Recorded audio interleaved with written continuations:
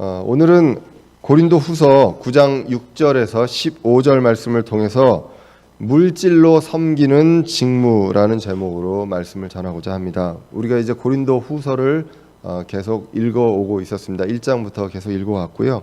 고린도 교회에 보내는 사도 바울을 통해서 하나님께서 보내는 두 번째 편지라고 이야기를 했습니다.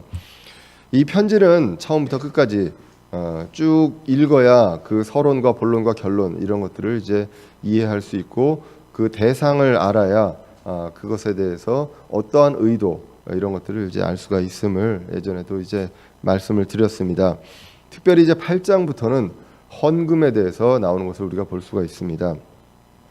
우리가 신약 교회의 헌금에 대해서 알고 싶다면 고린도후서 8장과 9장을 먼저 조심스럽게 그리고 하나님의 말씀에 근거해서 하나님의 뜻대로 읽고 이해해야 합니다. 문자 그대로 주님께서 주신 그 말씀 그대로 비유가 아닌 말씀 그대로 읽어야 하겠습니다. 흔히들 이제 헌금하면 복의 근원으로 이제 이야기를 하게 되고요. 헌금을 많이 하면 복을 많이 받고 그리고 헌금은 명령이고 특별히 이제 11조는 하나님의 명령으로서 이것을 어기면 반드시 하나님께서 가져가신다. 뭐 많이 들어보신 내용이라고 생각을 합니다. 얼마 전에는 한 몇 년 전에는 대형 교회 목사님이 이 11조에 대해서 얘기한 내용 때문에도 많이 이제 논란이 됐었습니다. 여러분들과 내가 누가 믿음이 신앙이 더 좋은지 누가 11조를 많이 냈는지 한번 보면 알 수 있다라고 하면서 11조가 어떤 신앙의 척도인 양 이렇게 11조의 액수가 그렇게도 이야기한 적이 있습니다. 우리 교회에 이제 오시기 전에 이제 독립침례교회를 아시기 전에는 대부분의 이제 그 교리에서 11조는 명령이고 율법이고 이것을 어기는 것은 하나님의 것을 도둑질하는 것이며 그리고 이것을 안 했을 때는 반드시 그 양만큼은 하나님께서 가져가신다. 예, 그런 말씀들을 아마 많이 들었을 것입니다. 우리가 오늘 말씀은요, 그 말씀이 어떻게 틀렸는지, 그리고 우리가 하나님의 말씀을 통해서 헌금을 어떻게 해야 하는지에 대해서 분명하게 이야기해 주는 말씀입니다. 잘 기억하시겠지만 지난주까지는 고린도후서 8장을 했습니다. 그럼 이제 고린도후서 9장 1절을 해야 되는데 오늘 고린도후서 9장 1절부터 쭉 나아갈 겁니다. 그런데 이제 다 읽는 것보다 이제 6절에서 15절을 먼저 읽는 그러한 생각으로 저희가 이제 시작을 했다고 보시면 됩니다.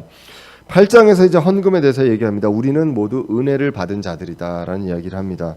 은혜라는 것은 대가 없이 조건 없이 받을 자격이 있어서 주는 것이 아니라 그냥 값없이 주는 것이 은혜입니다.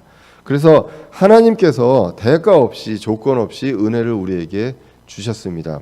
구원도 대가 없이 우리가 받을 조건이 되고 우리가 자격이 돼서 주신 것이 아니고요. 그리고 구원받은 이후에도 우리를 건지시고 또 우리에게 필요한 것을 주시고 믿는 자든 믿지 않는 자든 공기와 물과 여러 가지 것들을 공짜로 주시는 이 모든 것들이 사실은 은혜다라는 내용들을 지난 시간에 말씀을 드렸습니다.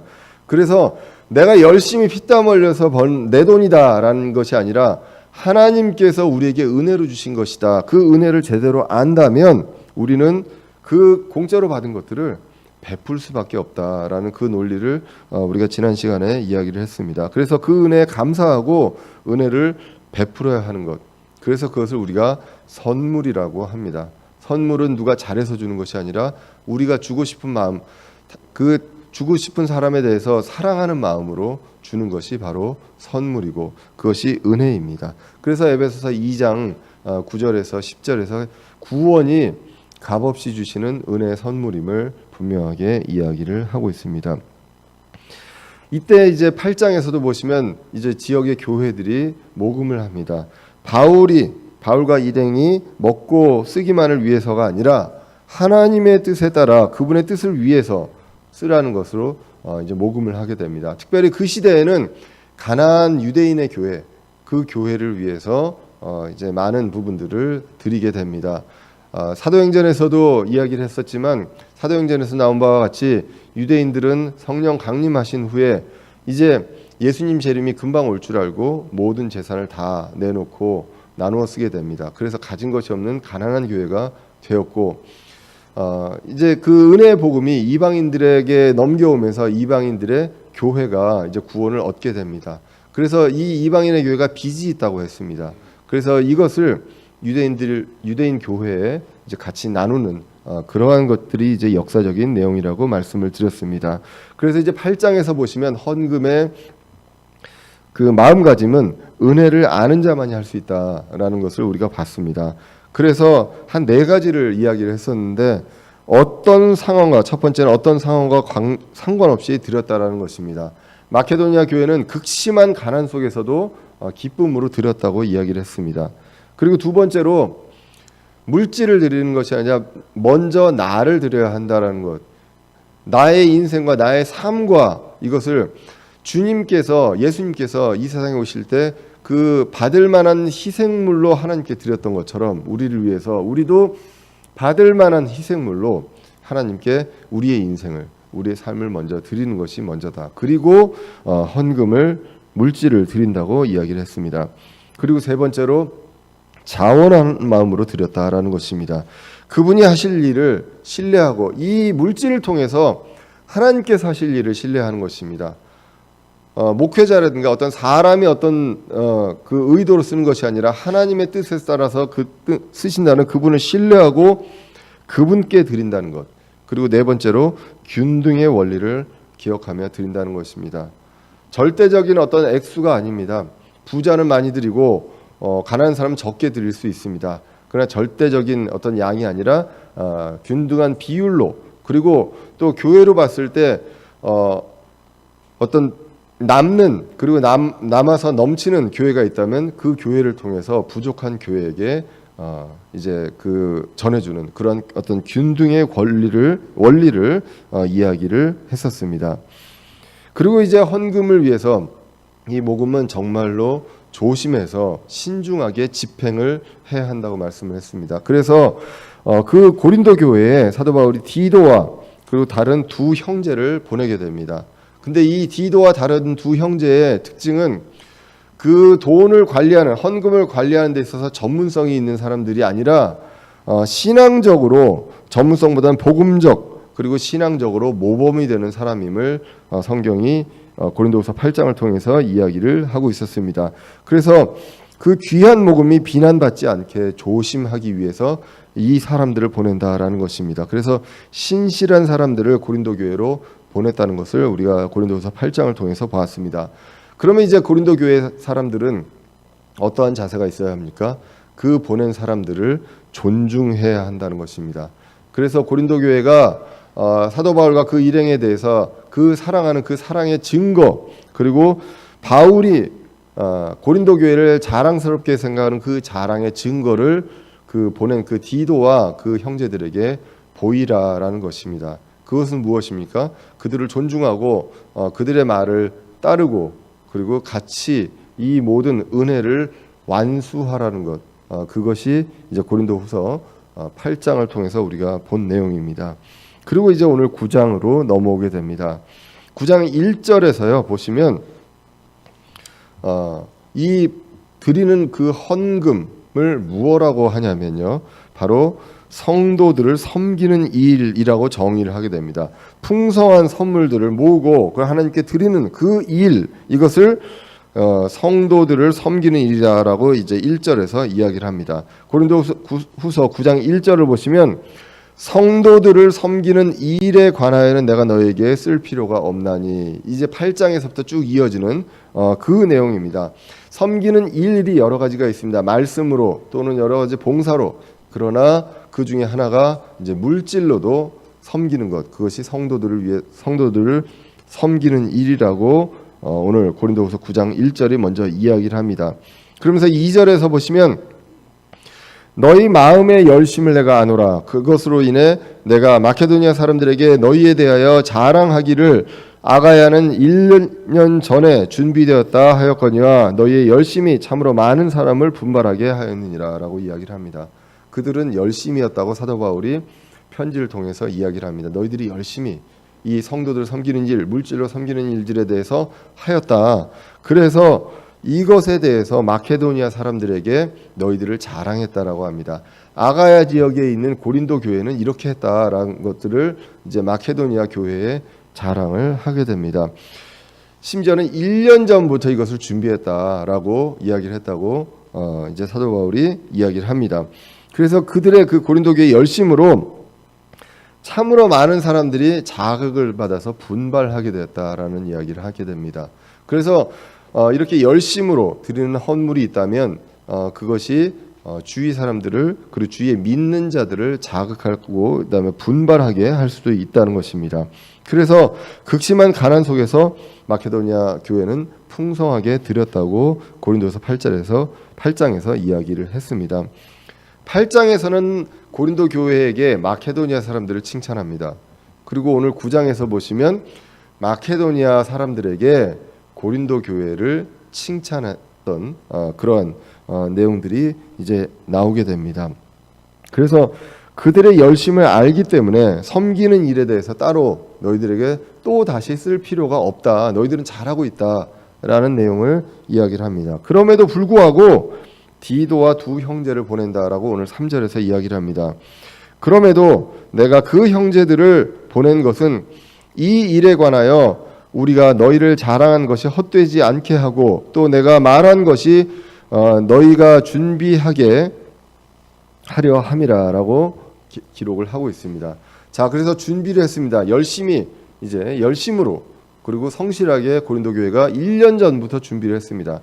그래도 이제 디도와 형제들을 보냅니다. 이 8장에서도 이야기했지만 은혜를 완성하라고 마치라고 했다는 것입니다. 준비를 하고 계속 진행되어 온 것들을 이제 성실하게 잘 마치기 위해서 이 디도와 그 형제들을 보내게 됩니다. 그래서 이러한 것들이 사도 바울이 자랑했던 것, 마케도니아에게 자랑했던 것들이 그러니까 준비는 하고 과정은 있으나 잘 마치지 못하면 그것을 자랑한 것이 헛되게 될 수 있기 때문에 이러한 것들을 헛되게 되지 않고 이런 것들을 잘 준비되게 하기 위해서 그렇게 했다고 얘기합니다. 바울은 4절에서 이야기합니다. 자신이 부끄러움을 당할까 염려하여 형제들을 보내 준비하게끔 했다라고 4절을 보시면 이렇게 나옵니다. 혹시 마케도니아 사람들이 나와 함께 가서 너희가 준비되지 않은 것을 보면 우리는 너희라고 말하지 아니하노라. 이같이 확신 있게 자랑한 일에 대하여 부끄러움을 당할까 염려하노라라고 이야기를 합니다. 자, 이 내용이 무엇입니까? 혹시라도 마케도니아 사람이 바울과 함께 고린도를 방문했을 때 그런 것들이 바울이 막 이제 자랑을 해놓고 1년 전부터 자랑을 해놓은 것들이 제대로 잘 완수가 되지 않았다면 부끄러움을 당할 것이다. 근데 부끄러움을 당하는 것인데 너희들이 부끄러움 당한다는 것이 아니라 내가 부끄러움을 당할 것이다 라는 내용으로 이제 이야기를 했다는 것입니다. 그래서 사실 이 괄호로 이렇게 그러니까 우리는 너희라고 말하지 아니하노라라고 굳이 이렇게 강조를 할 필요가 있을까라는 생각으로 이 말씀을 좀 고민을 했었습니다. 근데 이제 그 제가 내린 그러니까 다른 어떤 주석서에도 이거에 대해서 이렇게 자세하게 나오지 않더라고요. 근데 이 말씀을 준비하다 보면요 어느 한 구절에 꽂혀서 고민할 때가 있습니다. 이게 왜 이걸 굳이 그냥 이거 괄호 빼도요 우리가 이같이 확신 있게 자랑한 일에 대하여 부끄러움을 당할까 염려하노라 충분히 말이 되거든요. 근데 너희라고 얘기하지 않고 우리라고 얘기했다라는 걸 분명하게 이야기를 합니다. 너희한테 부끄러움을 주려는 것이 아니라 그냥 내가 부끄러움 당할까봐 그냥 내가 부끄러워할까봐 이러한 내용들을 했다라는 것으로 이 고린도 교회를 존중하면서 그러면서 자신에 대한 것, 그 사도 바울 자신에 대해서 이런 것들에 대한 것들을 이제 부끄러움에 대한 것들을 넘기려고 한 게 아닌가라고 생각을 해봤습니다. 뭐 정답은 저도 모르겠습니다. 그냥 대부분도 많이 그냥 지나갔길래 근데 저는 이게 걸려서 그냥 한번 말씀을 드리는 것입니다. 자, 그래서 이 9장 4절에서 중요한 것은 무엇이냐면 누가 부끄러움 당하는 것이 중요한 게 아니라 준비된 마음으로 드리는 것이 중요하다는 것을 이야기를 합니다. 그래서 이 헌물을 그리고 이것을 모으는 데 있어서 준비된 마음으로, 그리고 이것이 어떠한 나의 마음가짐과 누구에게 드리고 그런 것들에서 분명하게 마음의 준비가 된 상황에서 이제 드리는 것이 중요하다는 것입니다. 그래서 5절에서 이 내용들에 대해서 다시 한번 설명을 합니다. 그러므로 그 형제들을 권면하여 그들이 먼저 너희에게 가서 너희의 후한 선물 곧 전에 너희가 통보받은 적이 있는 그 후한 선물을 미리 준비하게 하도록 하는 것이 필요한 줄을 내가 생각하였나니 그리하여야 바로 그 일이 후한 선물답게 준비되고 탐욕에서 난 것이 아니하리라 같지 아니하리라라고 나오게 됩니다. 자, 그래서 이러한 이유로 형제들을 먼저 보낸다. 디도와 이 형제들을 먼저 보내서 너희들이 철저하게 준비돼서 이 후한 선물들이 정말 이 후한 선물의 의미를 잘 전달될 수 있도록 너희들이 잘 준비되는 이러한 것들을 같이 할 수 있도록 하기 위해서 한 것이다. 만약에 그렇지 않다면 정말 후한 선물로 준비됐다고 하더라도 이게 준비가 안 됐다면 탐욕에서 난 것처럼 될 수도 있다라는 것을 오늘 본문에서 이야기를 한다는 것입니다. 마음의 여러 가지로 우리가 헌물을 드릴 마음의 준비가 안 됐다면 탐욕이 될 수 있다라는 것을 성경에서는 이야기합니다. 그리고 여기서 후한 선물을 이야기하는데 이 후한 선물은 영어 성경에서 보면 후한 선물은 기프트 같죠. 그런데 바운티라고 되어 있습니다. 이 바운티라는 것은 많은 양을 뜻합니다. 그리고 이 넘치는 양이 굉장히 넘치는 그런 선물이라는 뜻이 있습니다. 그래서 6절에서 보시면 풍성하게라고 할 때 나와 있는 그 말과 같은 뜻입니다. 풍성하게는 bountifully 이렇게 이제 되어 있거든요. 그래서 그러한 내용으로 이제 나와 있어서 후한 선물인데 후한 선물답게 준비가 되어야 하는데 그렇지 않으면 다른 의도에 의해서 한 것처럼 보일 수 있다라는 것입니다. 바로 그것이 탐욕, 개인적인 욕심이라는 것입니다. 우리가 욕심으로 헌금을 드릴 수 있습니다. 내가 이렇게 11조를 하면 나한테 물질로 축복을 해주셨다. 말라기서를 보면 시험하여 보라고 했다. 그래서 내가 이만큼 드리면 하나님께서 얼마나 축복을 주시는지 한번 시험해 보라고 했다. 그래서 하나님께서 자신을 시험하라는 얘기를 한 적이 없는데 이 말라기에서 11조를 가지고서 그렇게 얘기를 했다라고들 보통 이야기를 하게 됩니다. 이게 이제 성경을 대상대로 대상을 구별하지 않고 모두 적용했을 때 나오는 해석의 오류라는 것입니다. 자, 여기서는 무엇을 얘기합니까? 탐욕을 가지고 한 것은 준비되지 않은 마음이다라는 것입니다. 내가 개인적으로 내가 복을 받기 위해서 헌금을 드린다. 이것이 준비된 마음이 아니라는 것입니다. 지금 마케도니아 교회, 고린도 교회가 그들이 무엇을 얻기 위해서 헌금을 했느냐? 그렇지 않습니다.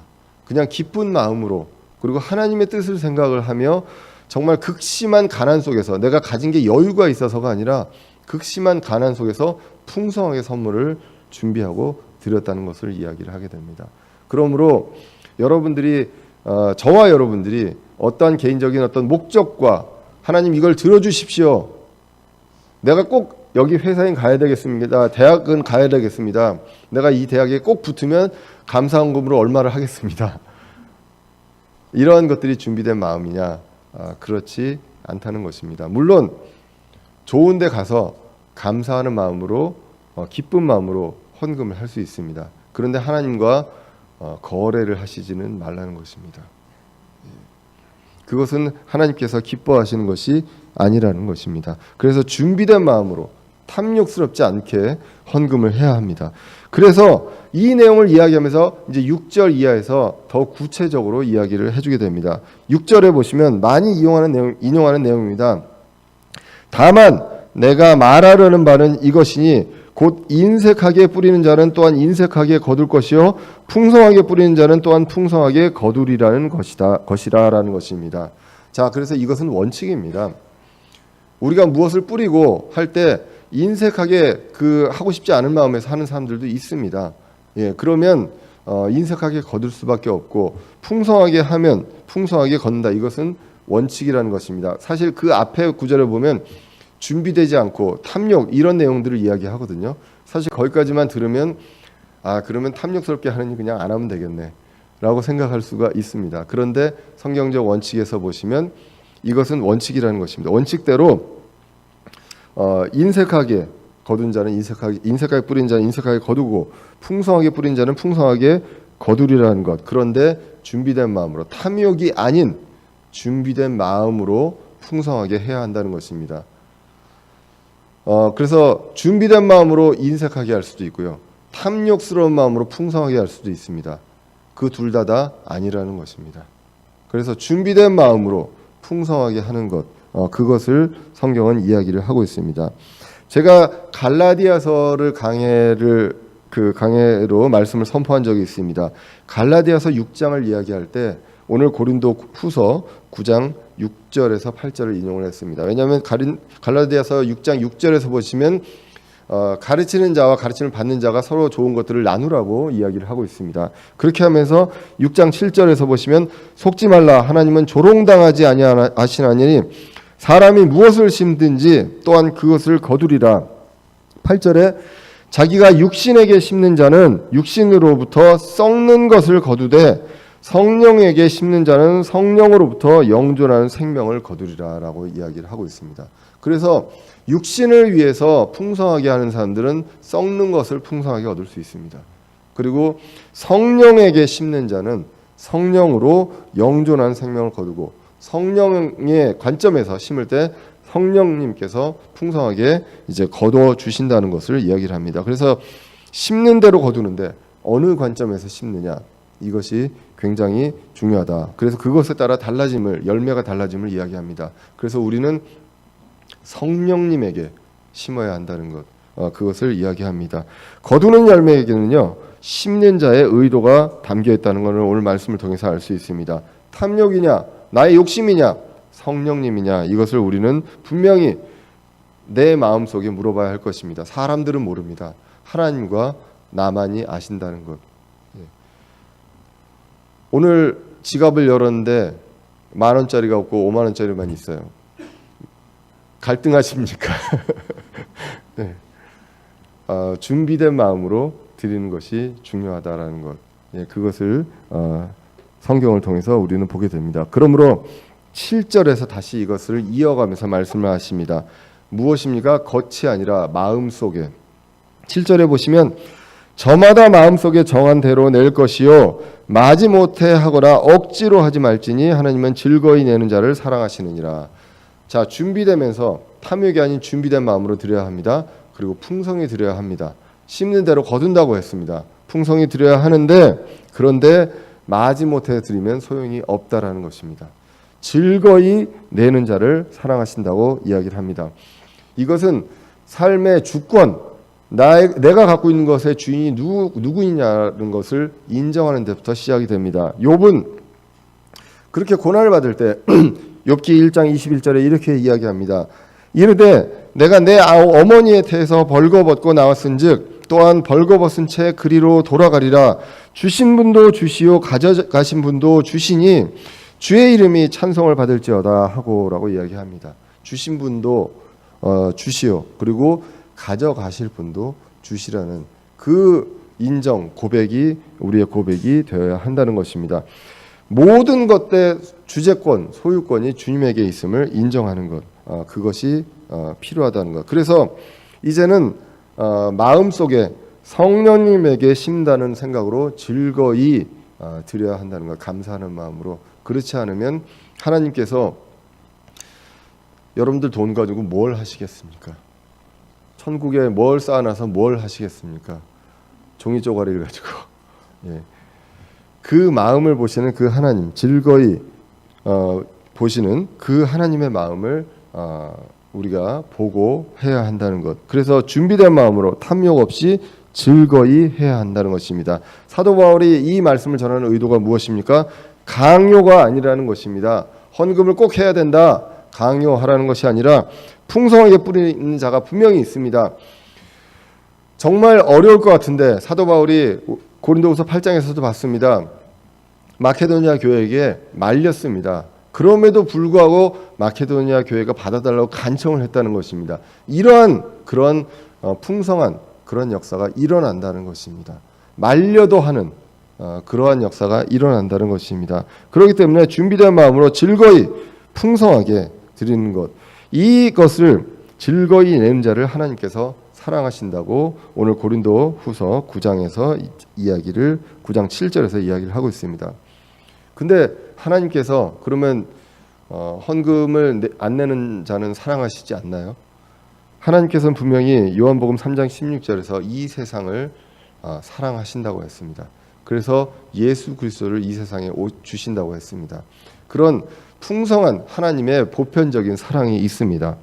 그리고 거기서 더 특별하게 하나님께서는 예수님께서는 제자들을 더욱더 사랑하셨습니다. 그리고 특별히 이 제자들 중에 베드로와 야고보와 요한은 또 따로 데리고 다니면서 더욱더 특별히 사랑하신 그런 내용들이 있습니다. 그리고 요한복음을 보면 요한을 가르쳐서 예수님께서 사랑하시던 제자라고 자신을 표현하는 것을 볼 수 있습니다.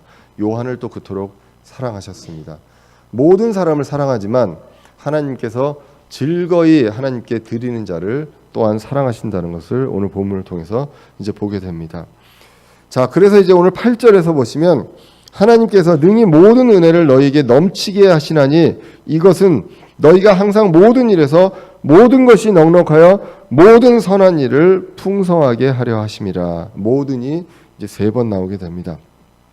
하나님께서 은혜를 주시는데 구원도 은혜요, 우리에게 공급하신 것도 은혜요, 모든 것들이 다 은혜인데 이 모든 은혜를 우리에게 넘치게 하셨다라고 합니다.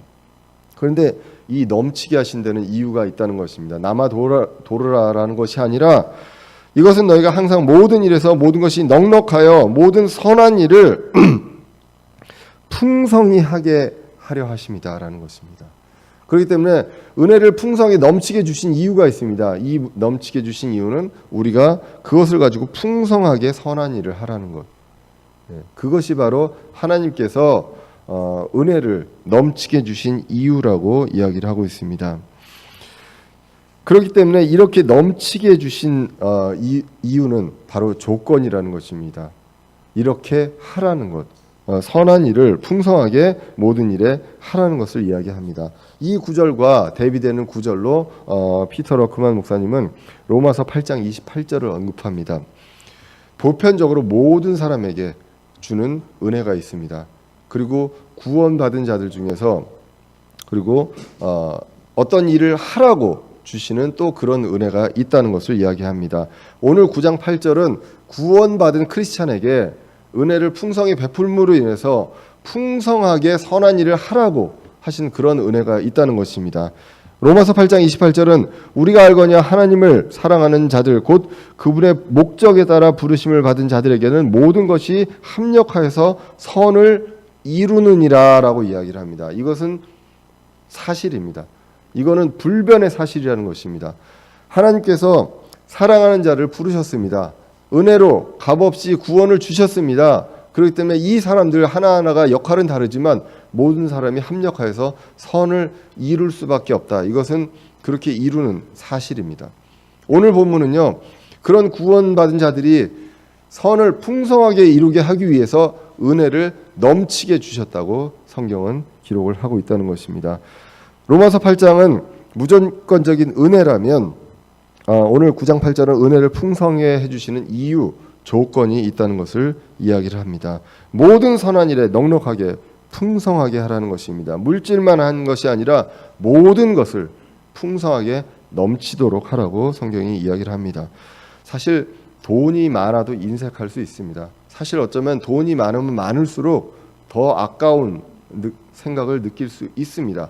그렇기 때문에 인색하고 풍성하고 즐겁게 드리는 마음은 내가 갖고 있는 거에 양과 상관이 있는 것이 아니라는 것입니다. 사실은 준비된 마음, 그리고 하나님을 향한 그 은혜를 제대로 이해하고 있느냐가 훨씬 더 중요한 어떤 요소가 되는 것입니다. 그래서 빌립보서 4장 11절에서는 사도 바울은 이렇게 고백합니다. 내가 궁핍함으로 말하지 아니하노라. 내가 어떤 처지에 있든지 거기에 만족하는 것을 내가 배웠노니 내가 비천하게 되는 것도 알고 풍부하게 되는 것도 알아. 어디에서나 모든 일에서 배부른 것과 배고픈 것, 풍부한 것과 궁핍당하는 것을 다 배웠노라 라고 이야기를 합니다. 어떠한 처지에서도 주신 은혜에 만족하고 감사하는 것을 배웠다라고 합니다. 그러면 그것으로 풍성하게 즐거이 준비된 마음으로 하나님께 드릴 수 있다는 것입니다. 그렇게 했을 때 하나님은 그 즐거이 내시는 자를 사랑하신다, 또한 사랑하신다라고 이야기를 하고 있습니다. 마케도니아 교회도 극심한 가난 속에서 풍성하게 넘치도록 선물을 모았다고 기록을 하고 있다는 것입니다.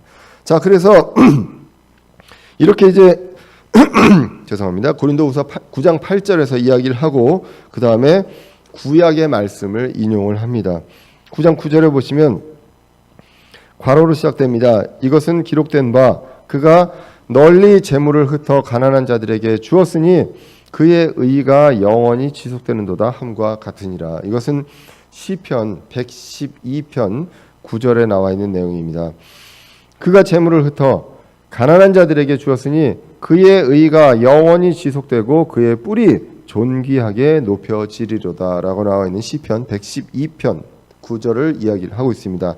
사실 시편 112편을 전체적으로 읽어보면 어떤 사람이 나오는데 주께 마음이 고정되어 있는 것입니다. 세상이 아니라 주님께 마음이 고정되어 있기 때문에 두려움이 없는 자에 대해서 이야기를 하면서 그가 가진 재물을 가난한 자들에게 베풀었다라는 것입니다.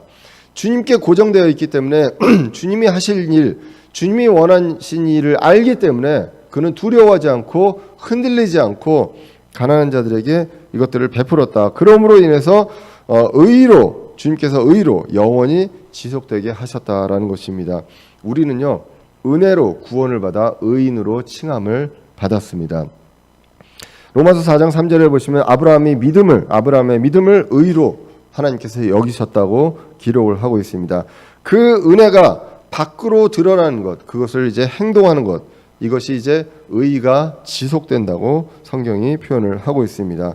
구원받은 의인을 드러내는 것, 이것이 무엇입니까? 구원받은 의인이 드러나는 것은 나의 표정이 바뀌고 나의 삶이 바뀌고 삶의 자세가 바뀌는 것입니다. 감사할 수 없는데 감사합니다. 즐거워할 수 없는데 즐거워할 수 없는데 즐거워합니다. 그리고 저 사람이 어떻게 베푸나 싶은데 베풀 수 없는 사람이 베풀게 되는 그러한 일이 구원받은 의인이 행동으로 나타나게 되는 것입니다. 그러므로 그 내용에 대해서 9장 9절에 이어서 10절에서 이 내용을 이제 설명을 하게 됩니다. 씨 뿌리는 자에게 씨를 제공하시는 분께서 이제 너희 양식으로 빵도 제공하시고 너희가 뿌린 씨도 번성하게 하시며 너희의 의의 열매도 늘어나게 하시리니. 여기서도 씨 뿌리는 자가 나오는데 의가 나옵니다. 아까 9장 9절에서도 의가 영원히 지속된다고 했습니다. 그래서 이 씨를 주님의 뜻에 따라 성실하게 뿌리고 하는데 그 씨를 주님께서 제공하시고 그리고 이 씨로 뿌린 씨로 번성하게까지 하십니다. 그리고 씨를 가꾸고 씨를 뿌리게 하는 이런 사역을 하면서 우리를 굶게 하시느냐? 그렇지 않고 양식으로 빵도 제공하신다고 성경이 기록하고 있습니다. 그래서 씨도 번성하게 하시며 의의 열매도 늘어나게 하신다는 것.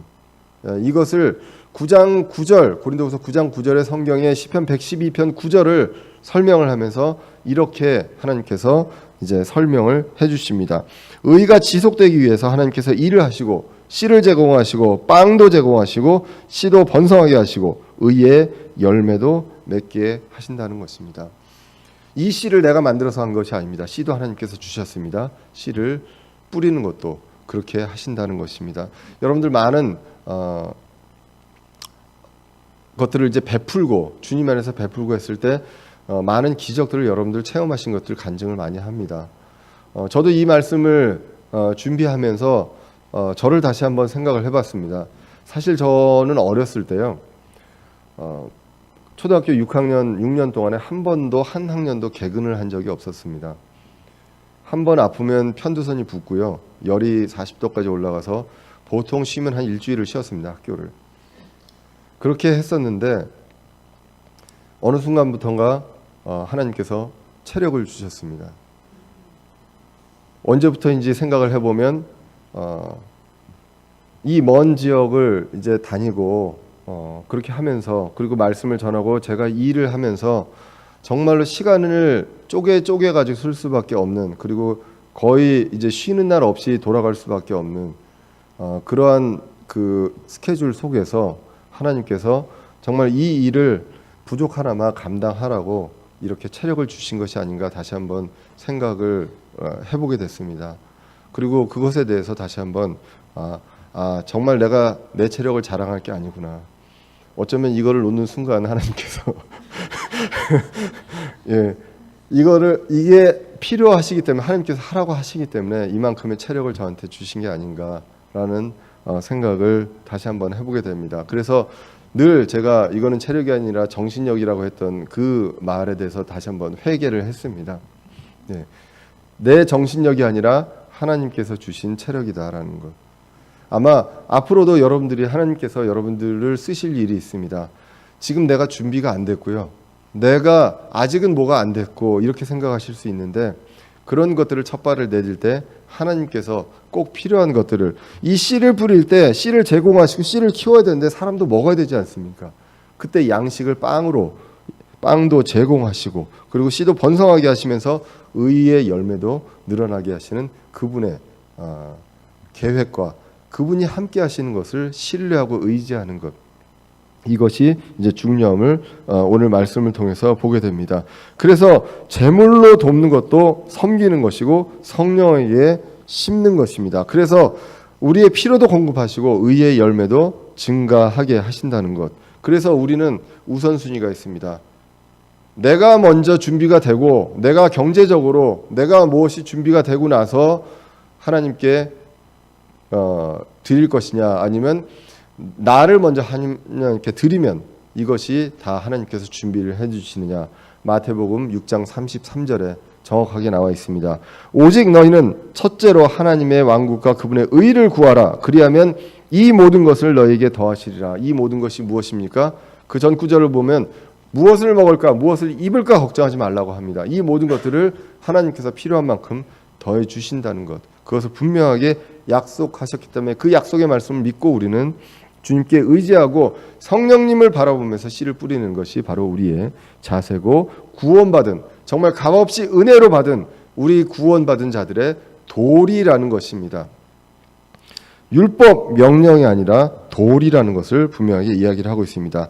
그리고 이제 다시 이제 11절은 8절부터 이어지는 구절로 이제 보시면 됩니다. 8절은 은혜를 넘치게 주는 것은 선한 일을 풍성하게 하라는 것입니다. 그것이 8절에서 나온 것이라면 11절은 너희가 모든 일에 부유하게 되어 온갖 후한 선물을 넘치게 하면 그것이 우리를 통해 하나님께 감사를 드리게 하느니라 라는 것입니다.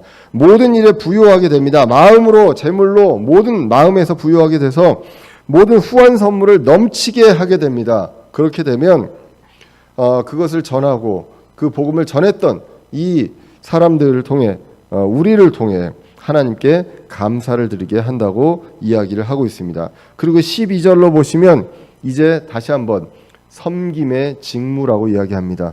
이 섬김의 직무, 이 헌금이 성도들의 부족한 것을 제공할 뿐 아니라 하나님께 드리는 많은 감사로 인하여 넘쳤느니라 라고 합니다. 이 섬김의 직무가요, 사람들의 필요를, 성도들의 필요를 제공하기도 합니다. 하지만 하나님께 많은 감사가 넘치게 합니다.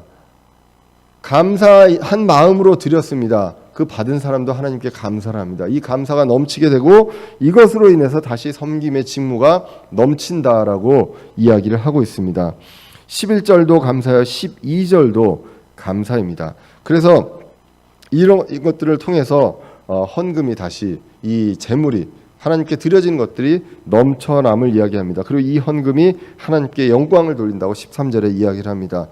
이 직무의 실행을 통해 너희가 그리스도의 복음을 시인하고 복종하며 또한 그들과 모든 사람들에게 너그러이 나누어 주었으므로 그들이 하나님께 영광을 돌리고라고 이야기를 하게 됩니다. 자, 12절에서는요, 섬김의 직무 자체를 이야기했습니다. 그래서 이 헌금이 결국은 감사를 통해서 넘칩니다. 이제 13절은요, 이 직무를 실행함을 통해서 이 직무를 실천하는 것이 무엇을 의미하는지를 이야기합니다.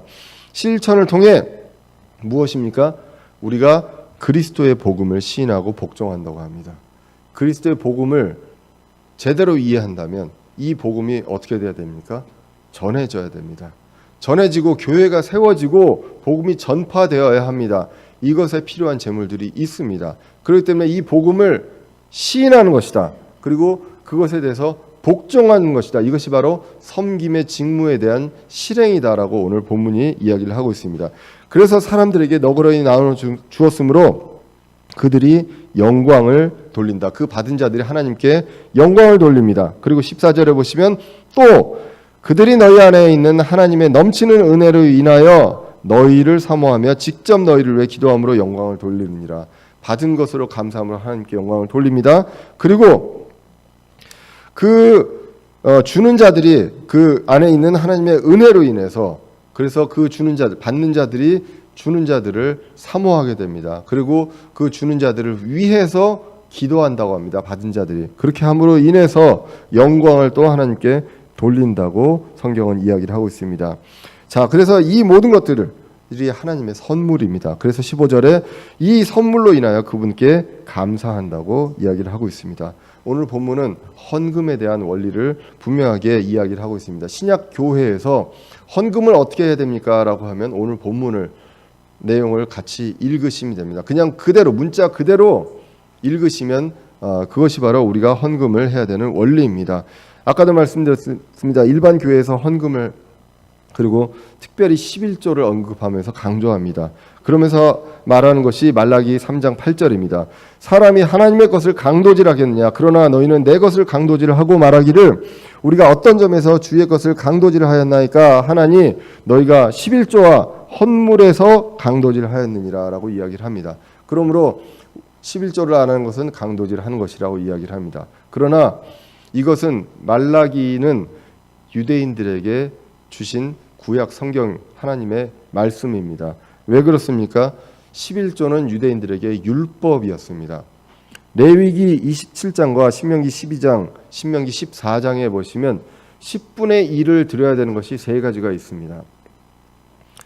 신정 국가에서 제사장의 직분을 맡은 민족, 족속, 레위 족속에게 이제 10분의 1을 드립니다. 하나님께 드립니다. 거기에서 또 10분의 1을 레위 지파가 먹고 살게끔 합니다. 왜냐하면 레위 지파에게는 상속 유산이 없습니다. 만약에 이것을 강조하고 목사가 제사장인 걸 강조한다면 목사는 상속을 하면 안 됩니다.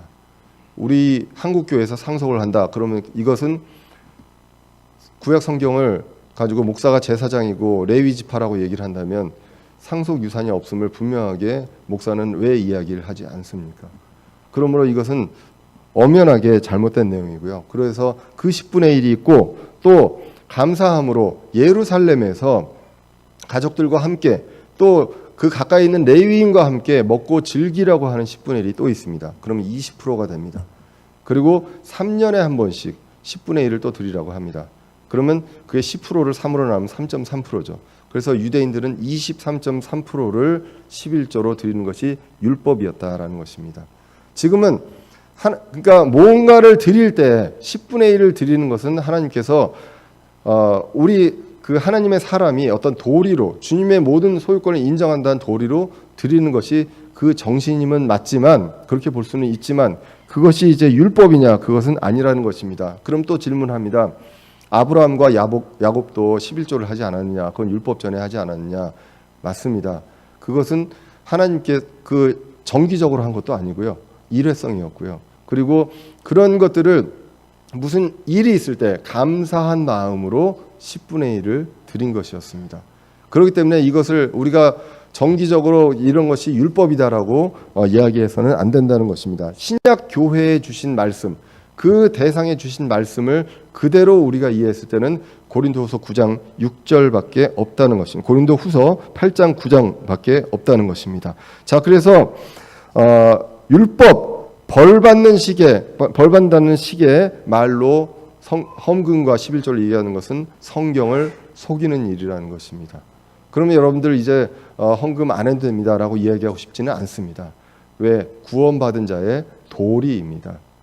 도리로서. 그리고 아까도 얘기했지만 복음을 시인하고 복종하는 사람이라면, 구원받은 자라면 우리가 그 복음이 어떻게 전해지고 하나님의 뜻이 어떻게 이루어지는지 이런 것들을 위해서 우리는 헌물을 하고, 이것이 우리 교회의 교육과 양육과 그 믿지 않는 자들, 우리 교회에 오시는 분들에 대한 양육과 이런 거에 쓰여지고, 또 다른 교회가 여러 가지 사역을 하는데 필요하면 그 지원을 해주고, 또 부족한 교회가 있다면 지원을 해주는데 우리가 쓰여지는 것이 바로 하나님의 복음을 시인하고 복종하는 것입니다. 자, 그래서 이러한 내용들로 우리는 준비된 마음으로 탐욕을 갖지 않고 주님께 드려야 하겠고요. 그리고 즐거이 성령님에게 심단 마음으로 드려야 합니다. 그리고 풍성하게 영적으로 부요한 마음으로 주님께 풍성하게 드리는 것, 그것이 바로 주님께 드리는, 그리고 성도를 섬기는 섬김의 직무라고 오늘 본문이 이야기를 하고 있다는 것입니다. 이 성도를 섬기는 직무, 이것을 충실히 함으로써 그리스도의 복음을 시인하고 복종하는 성실한 그리고 믿음직한 크리스찬 되시기를 간절히 기원합니다. 기도하겠습니다.